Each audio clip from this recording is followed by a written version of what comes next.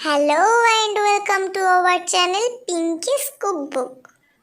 আজকের রেসিপি দেশি চিকেন কষা।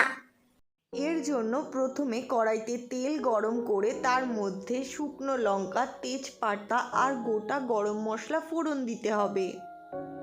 এবার এর মধ্যে দিয়ে দিতে হবে কুচনো পেঁয়াজ। এবার এগুলোকে একসাথে কিছুক্ষণ খুব ভালো করে ভেজে নিতে হবে। পেঁয়াজটা একটু লাল লাল করে ভাজা হয়ে গেলে এর মধ্যে দিয়ে দিতে হবে আদা রসুনের পেস্ট। আমি আদা রসুনের পেস্ট তৈরি করার সময় তার মধ্যে 4-5টা কাঁচা লঙ্কা দিয়ে দিয়েছিলাম। এরপর কিছুক্ষণ মশলাটাকে ভালো করে কষানোর পর এর মধ্যে পরিমাণ মতন লবণ আর পরিমাণ মতন হলুদ দিয়ে দিতে হবে। তারপর মশলাটাকে আবারও কিছুক্ষণ ভালো করে কষিয়ে নিতে হবে।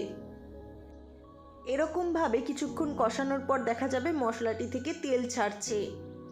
এরকম সময়ে আমরা দিয়ে দিচ্ছি কিছু গুঁড়ো মশলা। আমি এখানে ধনিয়ার গুঁড়ো আর পরিমাণ মতন জিরের গুঁড়ো ব্যবহার করেছি। এবার দিয়ে দিলাম কিছুটা পরিমাণ জল। এবার মশলাটাকে আবারও খুব ভালো করে কিছুক্ষণ কষিয়ে নিতে হবে। এবারে আমি 1/2 টিস্পুন গোলমরিচের গুঁড়ো দিয়ে দেব। এটাকে আমি ভালো করে নেড়েচেড়ে মশলাটির সঙ্গে মিশিয়ে নেব। তারপর দিয়ে দিচ্ছি টমেটো কুচি। এবারে আরও কিছুক্ষণ খুব ভালো করে কষিয়ে নেব। মশলাটি খুব ভালো করে কষানোর পর যখন দেখা যাবে এভাবে আবারও তেল ছাড়ছে, তখন এর মধ্যে মাংসের টুকরোগুলো দিয়ে দেব। এবার মাংসগুলির সাথে মশলাটা খুব ভালো করে মিক্সড করে আরও কিছুক্ষণ ভালো করে কষিয়ে নেব।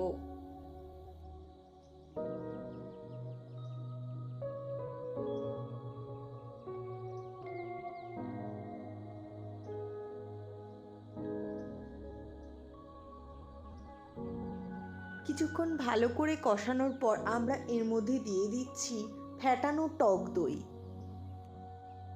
আবারও কিছুক্ষণ খুব ভালো করে কষিয়ে নিতে হবে মাংসটা।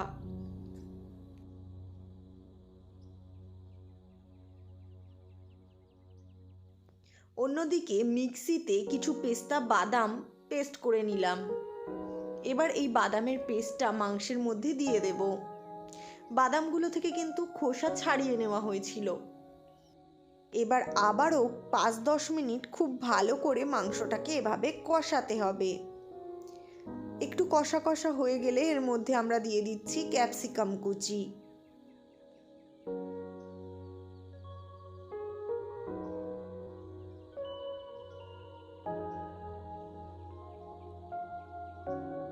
এভাবে 2 মিনিট মাংসটাকে কষিয়ে নেওয়ার পর এর মধ্যে দিয়ে দিচ্ছি টুকরো করে কাটা আলু। আলুটা আমরা কড়াইতে একটু ভেজে নিয়েছিলাম।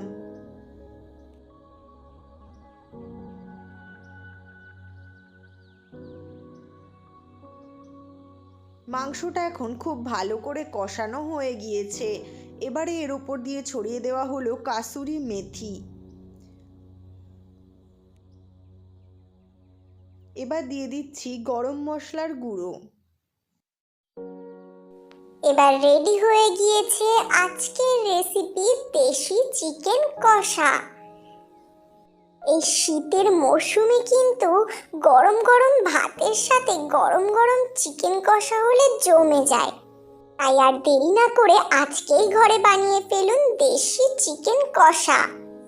আমাদের এই রেসিপি যদি আপনার ভালো লেগে থাকে তাহলে অবশ্যই আমাদের চ্যানেলটা সাবস্ক্রাইব করবেন, লাইক, কমেন্ট, শেয়ার করবেন।